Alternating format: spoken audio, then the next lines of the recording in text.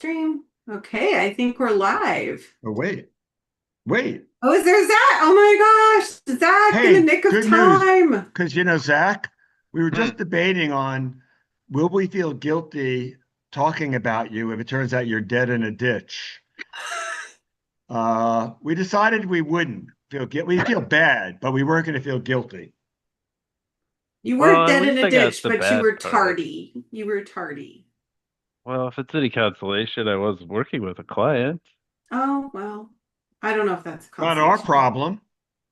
not our problem. I All right, let's get at it here. We have a lot to cover today. would First, not I'm expect any less of a response, John. yeah. So, I'm Hmm. Dr. Katy Manetta, and I'm having a good hair day today. Thank God. So we can all relax and proceed. I don't have to pause to go. Okay, whatever. So, I'm Dr. Katy Manetta. I'm an OCD therapist. I'm also on the board of the National Social Anxiety Center, blog editor for a couple different blogs. This is Dr. Jon Grayson, arguably one of the best OCD therapists in the world. And then Mr. Zach Pacha, who is, yeah, that's right, Mr. Zach Pacha, incredible broadly based clinician, but OCD expert, and also our co-chair for the National Social Anxiety Center. So we're excited to be back today. We sort of have a packed episode Yeah. here, And no offense to all kinds of Zach, things. but that is an incredibly, I was going to say boring background behind him, but it's got worse work to than do. boring. It's I have like work to do. bleak. It's the bleak grayness of the semi I hell. use it to cheer up my depressed people. Well, yeah, I can see that. The other day I was talking with Marty Franklin, and he said, that sometimes when people have attentional difficulties, you really have to be meeting with them in a room that's kind of like a gulag, right? So that looks perfect for that to that end, so that nobody gets distracted, Zach, right? It's I very probably do it. Freudian. It's very Freudian. God. It is They can make whatever they tabula. want It's like of a it. yeah, it's a It comes tabula with a rasa. couch. Now I got to get the couch. Oh boy. Oh Yeah. boy. Okay. All right. Let's get into it. Oh, let me just disclaimer really quickly. This is not a substitute for therapy in any way. If you're experiencing mental health problems, please seek out a qualified mental health specialist. And if you're experiencing a mental health, I'm sorry, crisis, I'm just viewing the chat, so it just made me laugh. And if you're experiencing a mental health crisis of any kind, here in the United States, we have the 988 line. We also have Mhm. a 911 line, or you can just drive yourself to the nearest emergency room. Okay. So off we go. We have so many questions to tackle today. Do you guys have any preference of what we do first here? Since I can't see the questions, no. Yeah. I sent It's all on you the you. questions. God, you guys are the worst. Oh, I already All right. expressed a preference with that. Yeah. Okay. Oh, you Do you like liked how Angela's we comment? like already ticked her off? It took like a whole 2 seconds. It does not take much. And you know what? That was me with me showing restraint. This is restraint. All right. Come on, guys. Trust me. Okay. So Yeah. this was a term I hadn't heard before. It's funny because I've treated this problem before, but I hadn't heard the term allergy OCD before. Who? Allergy OCD. Well, Hay I fever. I think No, no, that's not. Did you I not I read any I of I our list? I I think the fact that somebody puts an adjective in front of OCD does not make it an actual. Remember, all those subclient forms of OCD have some level of description, but they're actually not diagnoses. They're not Right. recognized. So, It's important to say that. Yeah. Yeah. Oh, dang it. I think John froze. Just for a Oh, John, second. you froze for a second, but I'm gonna just let everybody know who's watching what it's not me this froze, you allergy. froze. No, oh, okay. What this allergy OCD is, it's people who have a fear, and it's interesting because we see these sort of one-off kind of news stories, right? Where suddenly somebody develops an allergy as an adult, they've never had an Hmm. allergy before, and suddenly they're allergic to shellfish or peanuts, and they have a terrible reaction to it. Now, this like most OCD fears reflects a very unlikely outcome for any adult. This is a really small percentage of the population that experiences this. And yet people with OCD that's focused on what if I have this, sudden onset adult allergy will often Right. avoid peanuts, shellfish, wheat, or they slowly start to remove these things from their diet. And I've met folks that eventually become underweight because of all of that dietary avoidance. And so Wow. the question is, how do we, what would we say? How do we encourage people to do, like, the first principle obviously is exposure. So, and just in general, right? We start doing small forays into exposure, getting near peanuts. Like, I've had clients that were so frightened of the peanut thing that just being around somebody eating a peanut butter cup was too much, right? It was very anxiety provoking. I I would think we should start with gladly, Zach's answer. I would, Let's hear it. I will, but I do want to point this out. I would gladly, um, have them be around me and I'll eat peanut butter cups because Reese's peanut butter cups are like my favorite. So I'll gladly be a Confederate and then just come around me and eat. There's no And way I so would ever give it up. you might, even in session with the client with this type of OCD, right? You might say, well, what if I Right. eat a peanut butter cup in front of you? How are you going to feel about that? And so, what this represents is kind of a gradual exposure where, it could be that perhaps Zach stands at the corner of the room, giving, a good 6 foot breath, As long as of I'll just have a distance. big old bag. I'll eat the whole bag. But he'll Fine. eat the whole bag standing at the corner of the room. And Well, I don't know so about that. I think I what would eat this one and walk towards them or and something. Yeah. walk towards them, right? Yeah. But I mean, all exposure has to be a But more, voluntary but process. that, Go but we're missing, ahead. Go ahead, John. We're sorry, missing the point. we're missing the point. Yes. Yes. The point being that, if I don't currently have a peanut allergy Or shellfish. or whatever, there's not a Mhm. reason to avoid. I might develop one, but avoiding is not going to help me. As Zach pointed out, and I don't know why he didn't say this, Zach, but he pointed out when we were discussing I this was getting there. earlier. Oh, then I'm not going to jump on what you were going to say. But so I'll Okay. save that so you can say it. But yeah, it Especially if doesn't you make think any it's sense. good.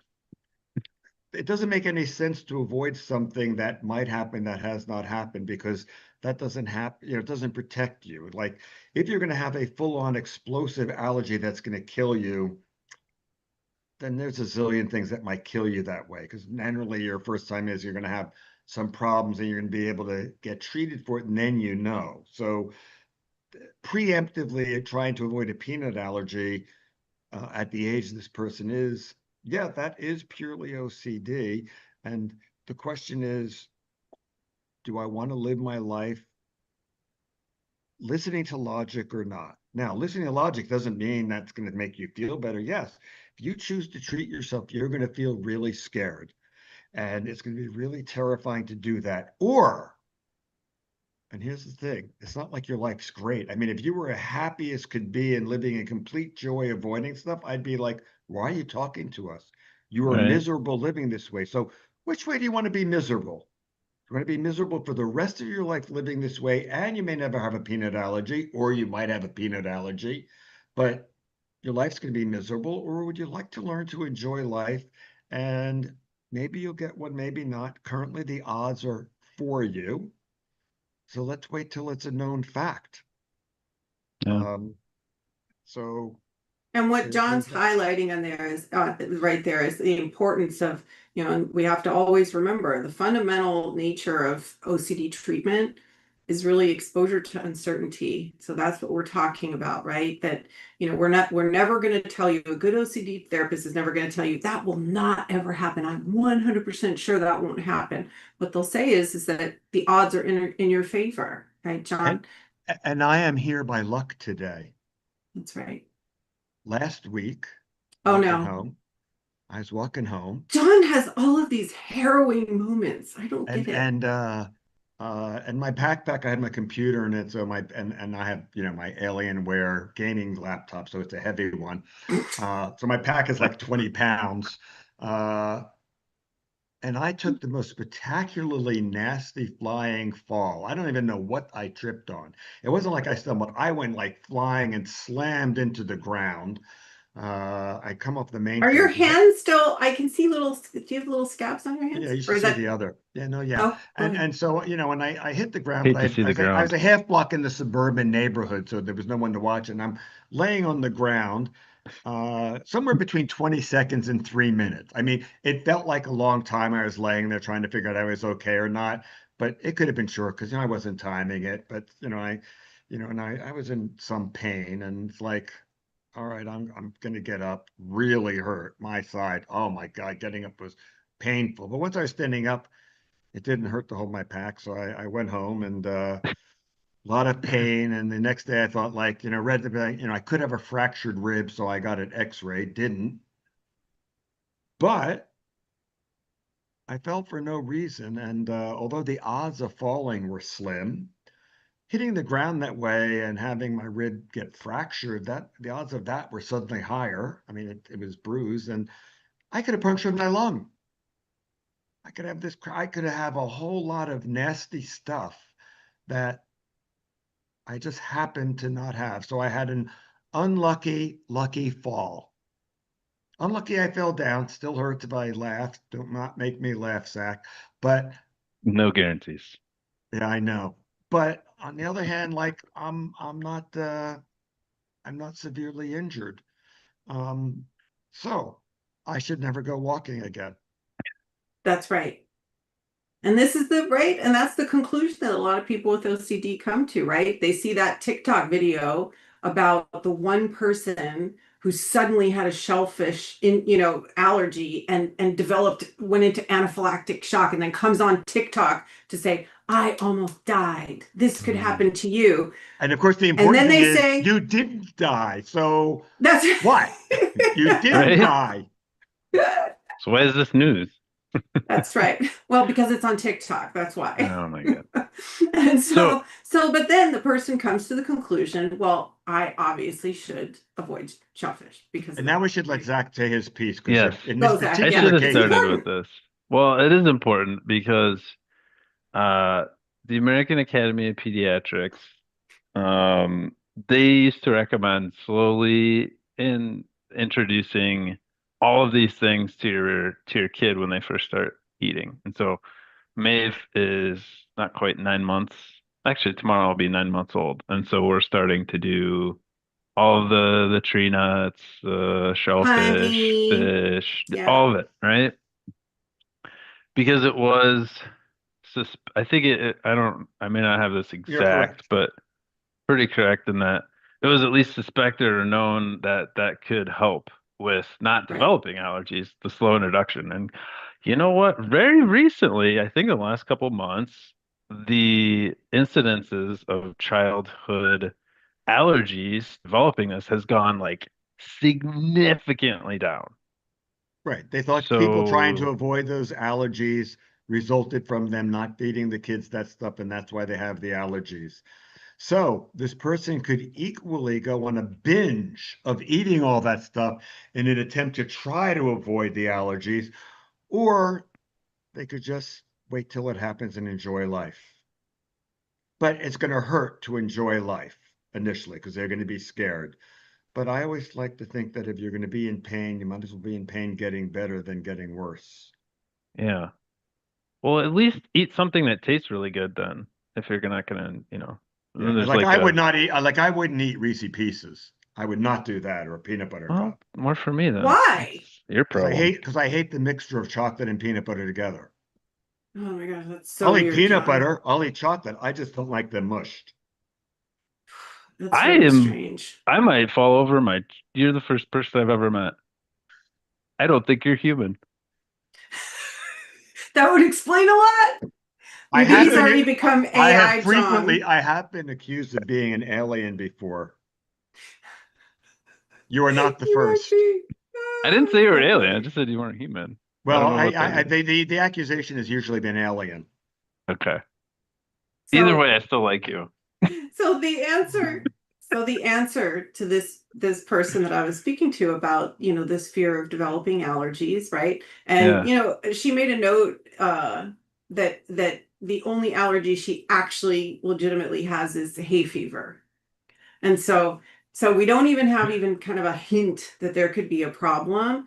And so, Yeah. this is what's right. This is what's challenging about OCD treatment, but also freeing about OCD treatment is that the only way to do this is to go through it, right? I mean, exposure is the way, it's the path. Well, And so, yeah. because in areas where a person doesn't have a fear, they do the normal thing, which is they hope something doesn't happen and they take the risk. Yeah. Odds are of her dying in a car crash way higher than this. And her brilliant plan is, yeah, I'm going to drive in cars, hope I don't crash and not deal with it till I'm bleeding out, crushed under the metal. That is how we want to approach peanut butter. Yeah, that's right. What's next?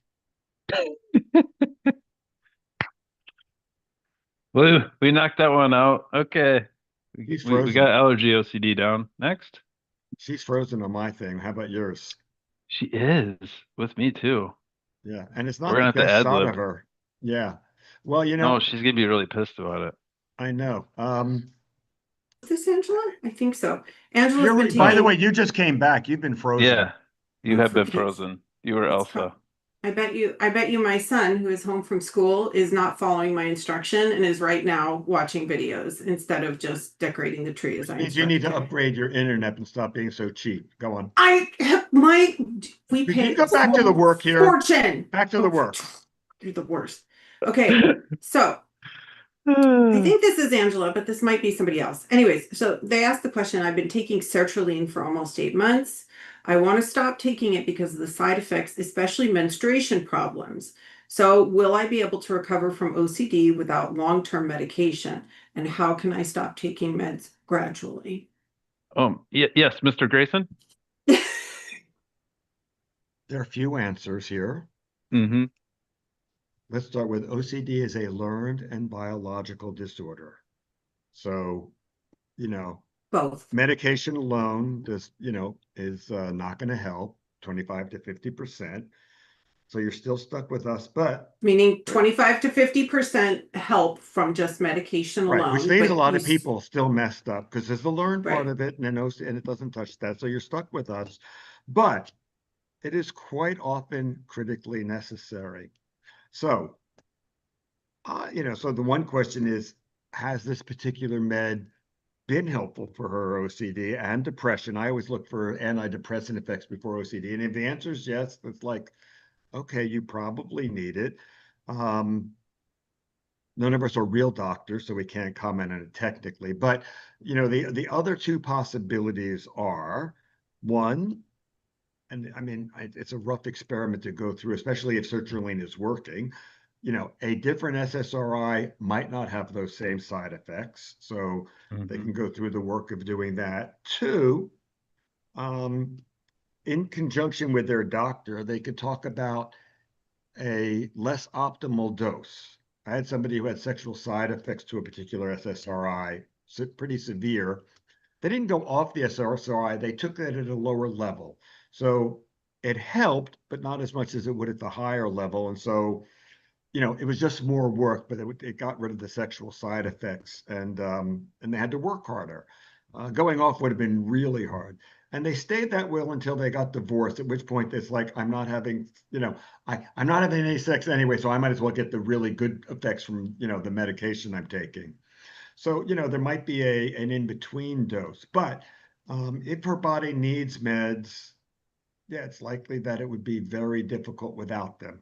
And if she was going to go off, I'll be again in conjunction with the shrink, but I would want somebody to go off way slower than necessary because if because medically you can go off reasonably quick. I want to go slower than necessary so that if it turns out she needs them, she's not starting from zero. Like, if she's at a Yeah. certain dose and it's like, okay, yeah, I'm suddenly beginning to feel it. Okay, I can't go off.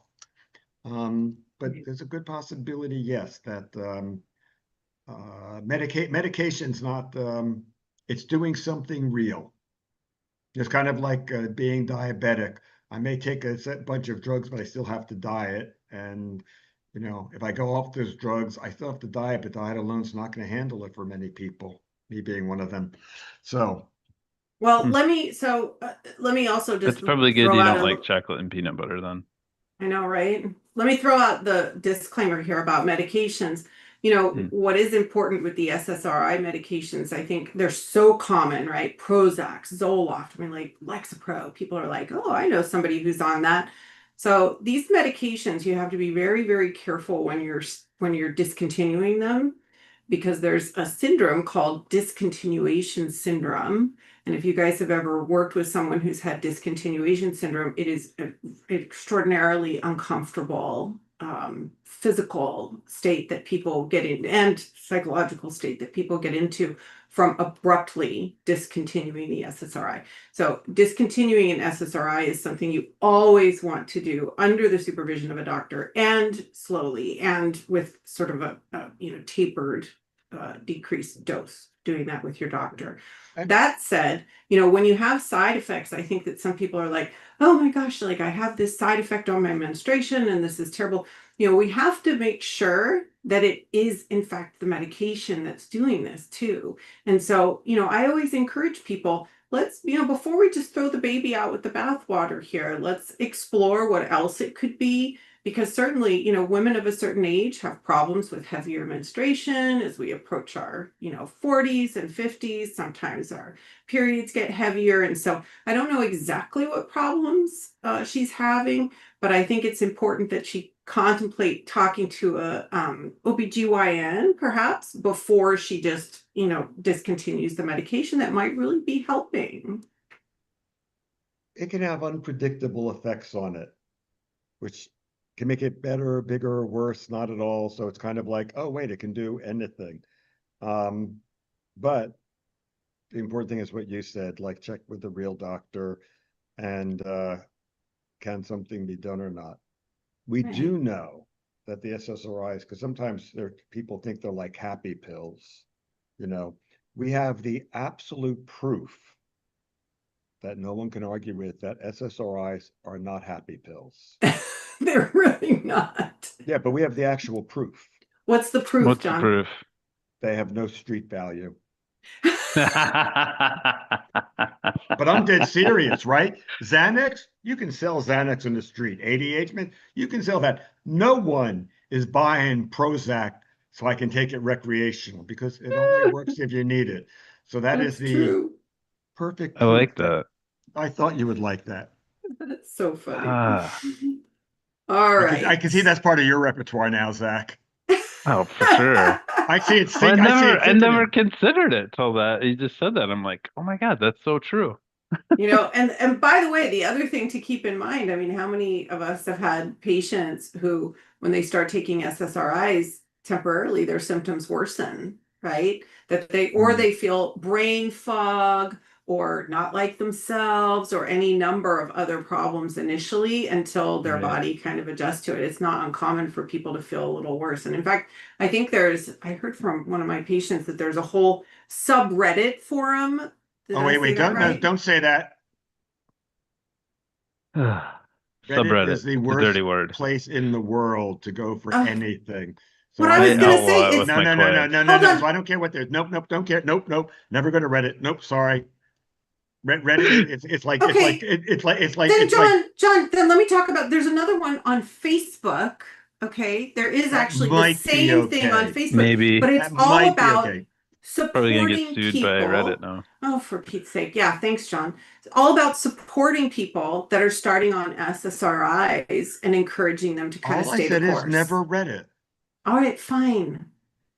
John, There's is too this much like a other crap. gamer thing? Is this like your No, no, video no. Oh gamer? no, this is the OCD treatment thing, Katie.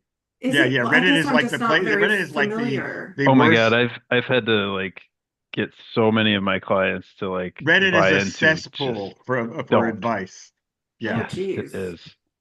Holy manoli. Okay. All right. Well, By the let's way, move anybody on to. complaining about that, just dump on Zach, even though I was the one who started it. Come on. I'll take that on. Thank you. All right. Now, Zach, you didn't hear about this question because we just got it, but it's such a good Uh-oh. question. I wanted to throw it out there. All right. This is from Malcolm, who we've talked to before. He says, I suffer from severe contamination OCD and I'm currently unable to work. And a big reason for that is because I struggle intensely to use public washrooms. Can you please share some practical advice and or some ERP exercises someone with contamination OCD can do if they want to develop the ability to regularly use public washrooms? So far, I've been going to the shopping mall and forcing myself to stay inside the washroom for 3 to 4 minutes at a time. Is that a good approach? What else can I do? No, And please keep your answers very practical if possible. Time Jon? out. No. How often does he clean his own bathroom? Oh, that's a good question. If Malcolm's watching, Malcolm, you can let us Yeah. know So that. that's not, so there's the problem with that exposure that he's doing. And what's This the is going to be exposure? useful. Go. Yeah. Go, John. And also he said he can't go to work. And I understand it's really difficult to go to work and causing a great deal of anxiety, but he really needs to change his language for himself. I won't Right, go to work because I don't want to handle the anxiety.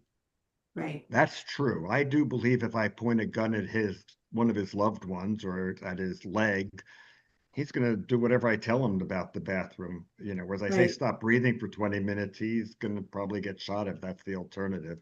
right. Um, Because you can't stop breathing for Now 20 minutes, he but could say, I feel like I can. I can't argue that that is the feeling. Mm-hmm. that But in is, terms of an actual fact, we need to be straight with our language.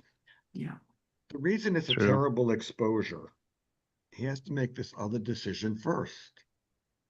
That whatever it is he's afraid will happen from public restrooms, he has to decide that he's willing to have that happen.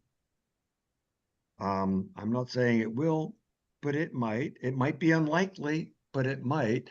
And we have to live in a world of uncertainty, which means I have to be willing to cope with whatever might happen. Now I think I can Possibility. think of a bunch of rational things where if I hear anything he's avoiding and how he's avoiding it, I do feel confident I can point out how he's coming into contact with those things all the time without realizing it.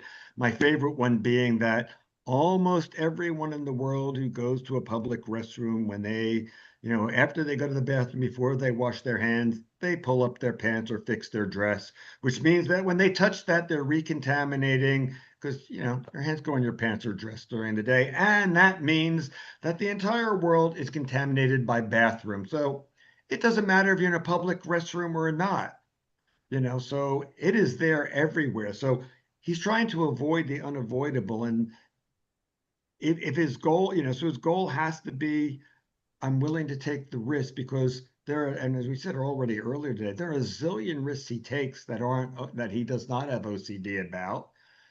And his rule is, I hope it doesn't happen. So he first has to decide, I don't want my life to be ruled by OCD. So if he's willing to take that risk, then going in the restroom is a decent exposure. However, we find exposures are better if we can make them inescapable. So given the For choice sure. of let's say I have a 10-point scale of exposure. If I have the choice of having somebody do a level 8 exposure, touching it with their hand, or taking a level 1 exposure and spreading it over their entire house, I'm starting with level 1. I yeah, want it to Yep. be inescapable. In fact, if I have to go to level 0.5, so I would want him to take something contaminating and have no safe part in his house.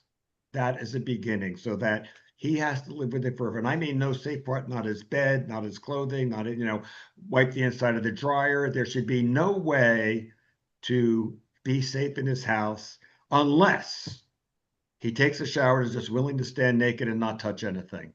right, And a way to do this exposure fully, besides touching it, is get a spray bottle, a quart spray bottle, fill it with water, and take whatever contaminant you have, whether it's the 0.5 or the 8, number 8, put it in that spray bottle and just spray everything, and everything will be a mist of contamination, including you, because your goal ultimately is to live in dirty world forever. And this may sound unusual, except the actual truth is we all live in dirty world forever and we Mm. pretend. The point of taking a shower is not to get clean. It is to be cleaner than when you started. It's always critical to have a contaminated towel so that as soon as you dry, you're recontaminated. Right. Dude, I love your spray bottle. I have Oh to God, try I it. love Well, the spray bottle. That's just awesome. to At some just I've point, to never throw heard you out, say that one before. oh, at This is some a you new point, one. didn't? I I totally wait, heard wait. that one At some before. point, I have my clients fill it with toilet water. So And we hold have on, done it from just the public restrooms in my building, and my office is sprayed. It looks The clean. bowl or the back part? Well, no, if it's never The mind. It's bowl, from the a bowl. flush. Okay. It's been flushed, Yeah, yeah, But yeah. yeah. We fill it with Okay. toilet water and we spray it around. that's Open up right. all the kitchen cabinets, their All clothing, right, so everything. may I suggest, because Malcolm is looking for practical I gave suggestions, them and find a hold half on, I point know you exposure. did. He did. He Hold did. He on, did. hold on. Oh, But Malcolm is right now at the place where he's standing. He's standing in the bathroom for 3 to 4 minutes, just white knuckling it, and then exiting. We don't know exactly what he's doing when he's leaving, but one suggestion I would have is that if he's doing anything to kind of decontaminate himself after he leaves the bathroom, so like 3 to 4 minutes in the bathroom is great. And if your shoes are touching that floor, and if typically you go home and you're like leaving your shoes outside because you don't want to, right? I've had folks that even won't get into their car with those shoes and mm, they have like a plastic bag that they use. So hmm. the idea being, right? Okay, John, stop for just He's a doing. He's second. doing so good. Just let him go. Finding something. Yeah, he looks like he's doing well. So finding something that is like at that low level of exposure, but allowing that spread to happen. Go ahead, Right. John. Well, right. And that's why I said the bathroom might currently be too high for him to start with. Hmm. He knows what is easy. He knows what he does not want all over his house, but it's not so bad. He might even have many parts of his house contaminated with something, except for the special clean areas. I want the whole house leveled up, no safe areas. He could start doing that, and he has to decide, I'm going to live in dirty world forever. Ultimately, people sometimes ask me, when You can they mean go back to reality? normal hand washing? And the answer is, when you don't care about doing it. But then I might not Hmm. hand wash my hands, and it's like, I never wash my hands, by the way. This is true. I want to It's tell the true. story again. Can I Can tell the I? story again? Oh no, go I, ahead. You go I want to first, ask a Zach. question to both of And then I'm you. going to tell a funny story Do about John. you do you find that your patients slash clients, they if they're trying to do something on their own, they often go too high? Rarely. Hmm. Okay. Yeah, that's Well, been kind my of, I just experience too. like, and maybe Every it's once in a while. before, I guess maybe I should say this. People that come to you in the beginning, if they've tried something on their own, have they usually done it where it's been too high, which we kind of suggested with Malcolm that your bathroom thing might be a little too high. Does that Well, make I think sense what some I'm people asking? may have tried, and I have a few Okay. people who successfully have done it, Yeah. or they did it and then they freaked out because they hadn't really Right. decided to live with uncertainty. So it's like, well, that proves I can't do it, as opposed to, well, Right. you had the wrong attitude to start. So yeah. Yeah. I've had kids before that will really jump into exposures in a very substantial way, and sometimes even freak out their parents a little bit. So sometimes kids can Love be, it. Oh, by the way, we part like of I things as well. with kids with contamination, I like getting water pistols and filling them with water and a drop of urine and have them have water pistol fights with their parents. Because you know what? Because urine is sterile. No, because what kid doesn't want to spray urine on their parents? It really That's right. encourages exposure. Well, my son would not want to do that, but that's for We another can day. we can help him with that problem. Yep. I want to say hello to Valentina. Valentina said Yay. this, isn't that nice? Good to hear So, from her. yes, and oh yeah, I was going to tell this quick story about John. I'll say it Hmm. really, really quickly. So the first time John and I met was in my office back in like 2014, 2015, something like that. 14, yeah. And right, and so we have this whole group of folks that, and John's coming in to train us, and everybody's like, we have a lot of suit and tie folks that are buttoned up, right, in this Stuffy. meeting, right, little, just a little. And so John comes in and he goes around and I introduce him and he shakes everybody's hand. Then he sits down and he says, I never wash my hands. Look around the room and people are like, oh my goodness, what did we just sign up for here? a great way to start a training. It really is. Anyways, okay. Now that I funny have your story. undivided attention. That's right. He really did. He kept us at rapt attention. He drank like a pot of coffee, but yeah. Yeah. All right. Anyways, back to our questions. We have more Yes. questions to get to. All right. Let me go back. Valentina, how is she? I hope she's good. She didn't say anything. She just said hello and she was happy Oh, to see okay. us again. I All thought right. she was gonna So, have a question. Sorry. okay. So, I want us to go. So we had a new asbestos question, and it turns out that asbestos, I think, is a really common thing that people out there are kind of struggling with or fears of asbestos. And so this person says, I notice OCD attaches. Oh no, and you know this wasn't. This was about asbestos, but this was about migrating, OCD migration, right? And so let me read the question just so everybody can understand what we're talking Now about I'm here. really hot to answer it. Go on. Okay, I notice OCD attaches to other OCD themes, i.e. from this asbestos scenario.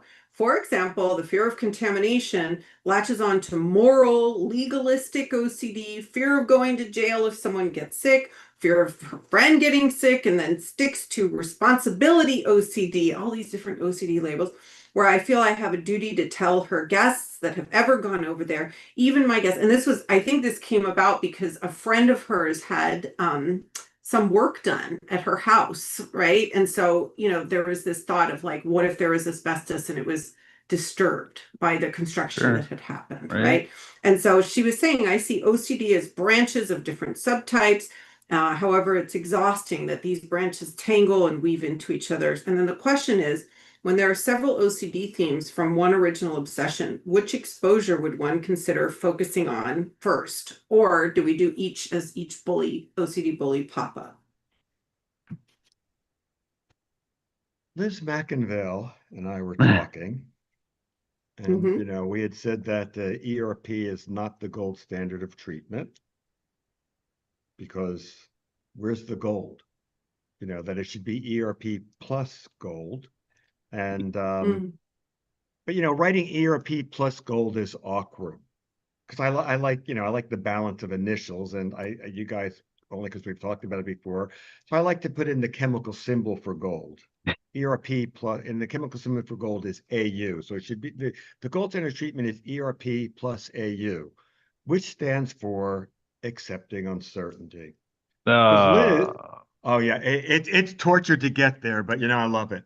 So all right. We got there. Liz, who had, in her younger years, was really resistant to treatment and she was disabled uh, from her OCD.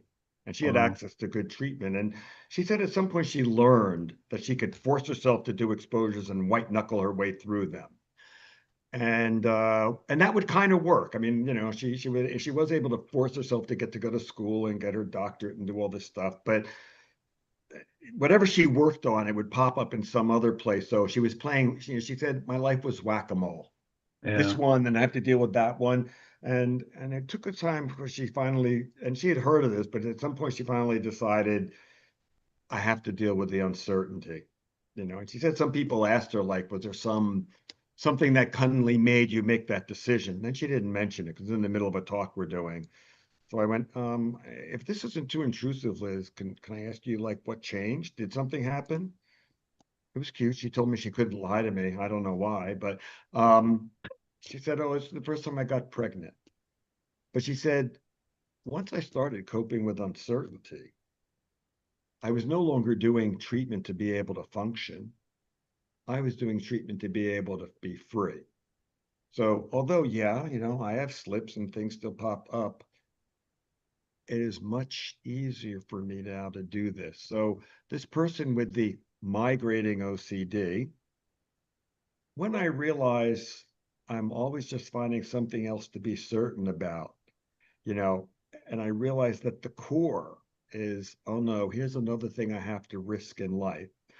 It becomes not easy, but easier. I agree that every form of OCD, I have a different set of arguments as why it makes sense to live with uncertainty.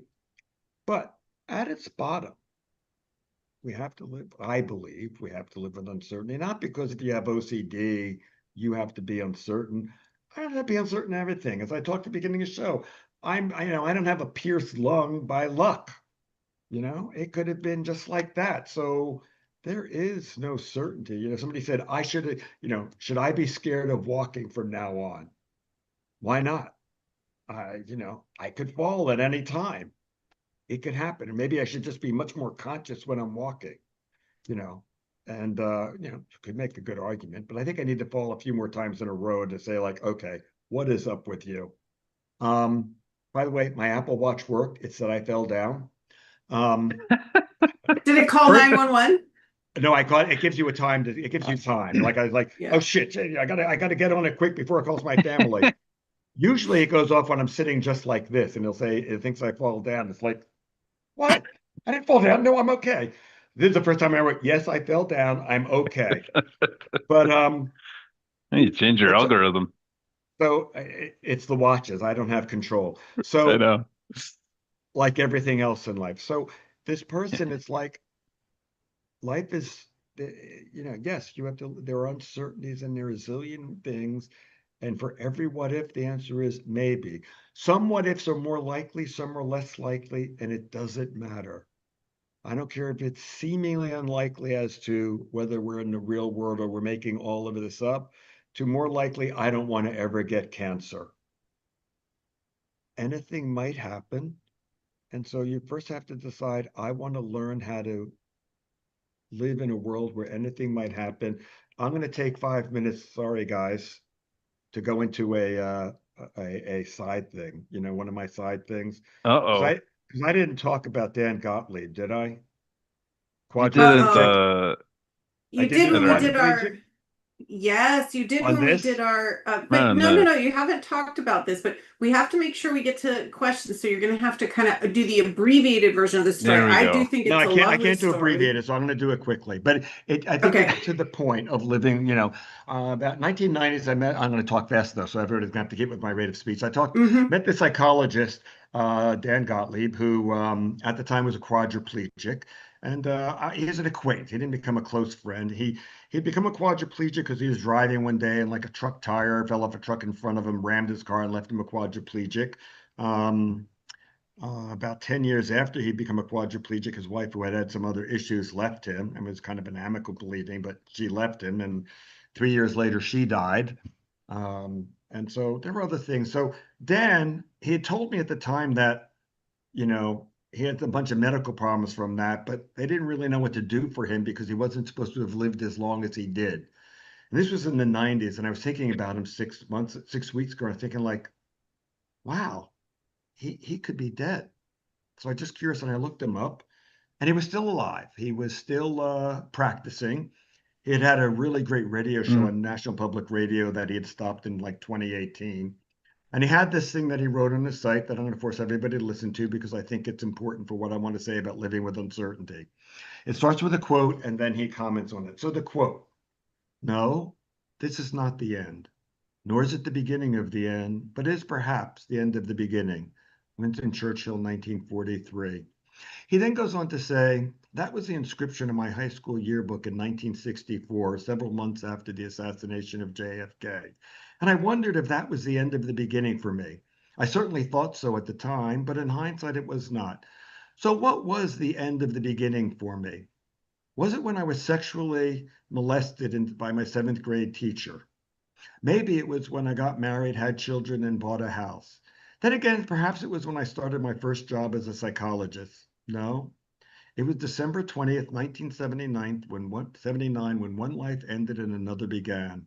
That was when I took my last steps as I said goodbye to my wife and daughters and walked from the house to my car, a house that I would never see the inside of again. 2 hours later, I was a quadriplegic. Every year, people ask me what these anniversaries are like for me. Every year, they're different. Some years they're painful, some years they're joyous, and some years the anniversary just happens without a whole lot of emotion attached. Not so this year. This year, I feel tender-hearted love and gratitude, and I also feel very sad this year. Shortly after my accident, someone from my treatment team told me that the life expectancy of a quadriplegic back then was about 14 years. I don't know whether that was statistically accurate, but I do know that the life expectancy is a hell lot shorter than mine of 43 years. Of course, my life is sometimes difficult and some days extremely difficult, and those days seem to be increasing in number. But that's the case for all of us as we age. Nevertheless, despite the difficulties, I am so grateful to be alive, to watch the seasons change, to have the ability to care for others, and to have the great good fortune that others care for me. I have a life filled with love, which has contributed to my longevity, gratitude, and humility. When my grandson Sam was born, my greatest wish was that I would live at least until he was 5 years old. Both of my grandfathers died when I was 4 years old, and I don't remember them. I wanted him to remember me. That's why he and I would wander around his neighborhood looking for elephant poop. We never found any, which means we never found any elephants, at least for another 10 years, when I had the great good fortune to be able to travel with my family to South Africa, where we really did see elephant poop and elephants. Now Sam is about to graduate college. Sorry, my thing to some to be got to graduate college. To be honest, I have no words to describe how that makes me feel. But every time I try, I cry. And that sadness I referred to, it's pretty palpable today. I'm starting to forget to feel what it felt like to walk or dance. I can't remember what it felt like to hold a baseball bat in my hands. That all feels like it was a dream. Mostly I'm sad because I love life so much. I often quote the following Sufi saying: when the heart weeps for what is lost, the soul rejoices for what is found. And this has been the case for me for the last 43 years. I have wept over the loss of my body and the loss of my life as I knew it. And then I discovered a new life, rich and textured. So now I weep that my days get more difficult. And I have faith that my soul will be open to new discoveries. I just hope the discoveries are more than hemorrhoids and prostate problems. I always say to people that I hope I can cope with whatever comes my way, whatever what if hits me. But as arrogant as I am, I don't know that I actually could cope with anything. And there are heroes like Dan, coping with more than 43 years in a chair and enjoying and loving life. Now, his example doesn't say to me, oh, I can do that because he did it. But his example shows me it's possible. So that gives me hope. So when I talk about living with uncertainty, whatever horrible thing might come, yeah, I don't know that we can cope with it. And there's some things they would be truly horrible. I mean, it's not like it would be to say I'm going to cope doesn't mean it'd be like la di da. Sometimes the only good thing about coping is it's better than not coping. But the alternative is not coping. And to not cope to a what if is even worse because I might just be miserable for something that will never happen. So this person who has multiple themes, if I'm going to learn to live with some uncertainty, I reach a point of being able to do treatment to be free. And it's not just treatment, it's anybody needs to do this. Or you can play whack-a-mole. Mm-hmm. John, that's always, I've heard you tell that story before, and it's so, so incredibly poignant. And I think, one of the things I always try to remind my clients, right? We have ERP, but then we had this whole sort of introduction of these ACT principles, right? And, you know, as we go into exposure, we allow the uncertainty to really wash over us. And so during this period of time when, this person that asked us this question, they go from, oh my gosh, what if there's asbestos in the air, to what if I'm responsible for bringing people near asbestos in the air? What if I'm a bad person? What if there's legal implications? As you're riding this sort of roller coaster of what ifs and fears that OCD brings you to, as we say, the idea of learning to live with uncertainty, part of it is about just allowing that uncertainty to wash over you as you're sort of going through the roller coaster. Or perhaps right? allowing it to scream through you. That's right. Scream through you, wash over you, scream through Wash you. over you is very nice. Scream through I you know it is is. more accurate, but I always say, it's supposed to feel like jumping in a cold pool. Zach says he doesn't think that it feels quite that uncomfortable, but and I Depends. was going to say it feels worse. But Yeah, so that's it depends, right? It really that's a depends. tripartite. There we go. But let's quickly, because Valentina asked us a question. I want to make sure we Mm, get to it. We only have a couple minutes left. So her our friend number one says, fan. I know, her friend says that she walks strange. when we go out, I do try to avoid brushing against someone like a sanitation worker. And she says, should I ignore this urge or even try to brush against them on purpose? And then she says, my worst fear is to bring carcinogens from my clothes home and spread them among my family. I Already think she doing it. does not have to do exposure at all unless she wants to get better. Yeah, If she wants to get better, she has to bring him home. But it's her choice whether she wants to get better or not. that's right. And the idea of brushing up against the sanitation worker, not every sanitation worker is going to love us brushing up against them. That's their problem. That is their problem. However, what I would say is this, is that what we know from Valentina is that it's not, for her exposures, it's not just about what she's doing when she's out in the street. It's all the things that she's doing to try to mitigate her risk after she gets home, And right? there's no way to mitigate it because she doesn't have Right. smart cancer chemicals that are going like, you'll be exposed now, but we're not going to give you cancer unless you come home and don't, you have like a 15-minute grace to decontaminate. But That's while you're right. out in the real world, and again, she's not living in the middle of Montana in the woods. So wherever she's living, there are carcinogens. And you know what? Whether she's with carcinogens or not, people get cancer. So Hmm. she has to consider How if about the she gets microplastics? cancer, how is she going to try? Perfect. How is she going to try to make the best of her life with cancer? Because Yeah. the That's right. alternatives have cancer and make the worst of your life. So, yeah, you can be upset if you get cancer and like that's horrible, especially if it's a death sentence cancer. But do you want the rest of your life to be miserable, whether it's going to be 5 months or 5 years? Yeah. Or do you want to make the best of whatever you have? So And I want to just he's make it avoiding too clear, much. So Valentina, right? please do exposure. You don't Please do need, exposure. But I wanted to Yes. also just highlight one of the things that John was sort of hinting at there that could be very useful for somebody like Valentina. Valentina, we know that underlying all of these different fears, the asbestos, the mercury, et cetera, right, is this fear of having cancer, right?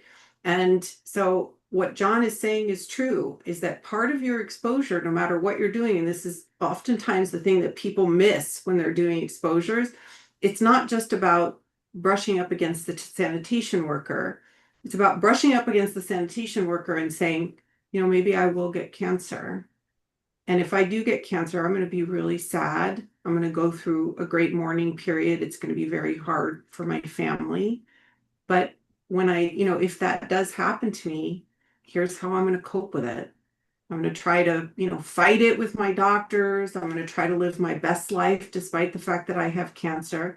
Because typically, what people with OCD are doing is that, or oftentimes, right, even if they're doing the exposure, they're going, oh, well, it's going to be okay, right? Even if I'm brushing up against the sanitation worker, it's all right. I can wash up at home. I'm really not going to get cancer. And that's not a real exposure. The real exposure is doing the physical exposure and adding in that mental component where you're really talking to yourself in a way that embraces this feared outcome. Am I and if you don't right? want to use the word embrace, just because that Okay. sounds happy, Oh, how am I going to cope? mm, And again, I've talked about, if I lose a spouse, I'm going to have a terrible year. It's going to yeah, be awful. And if I come to cope with it at the end of the year, I'm still going to have a hole in my heart, but I'm going to learn to live again. And again, during that year, the only good thing about coping is it would be better than not coping. So it's not, it's worse than a cold plunge, yeah, but not coping is that's even true. worse. So I want to try to learn how to cope. And again, I have the example of some heroes that give me a reason to hope that I might be able to cope. That's right. Okay, and I just want to let everybody know, I don't think we got quite to all of the questions today, but we are Mm-hmm. right up against the end of our hour. And Mm-hmm. so, sorry, I'm going to try to figure out a way to stay more organized because we get comments from different places and I'm going to have to We could just keep a definitely running do it. We list. could definitely get them to all if we would just do an 8-hour show, but close off the questions after 4 hours. There you go. That's right. That's right. Well, then we'd have to take bathroom breaks, and then that might be boring for some people to have to sit there. Well, But anyways, there are three But of then we us. can have We can rotate. advertisers. Yeah. well, Valentina says this really helps. You're Oh, good. welcome, I'm really glad. Valentina. Thank you. I'm Yeah. so glad. Thank you. I feel I'll honored. Yeah, let you me know. too. Me too. But yeah, so please keep asking the questions. We'll try to get to Yeah. everybody's.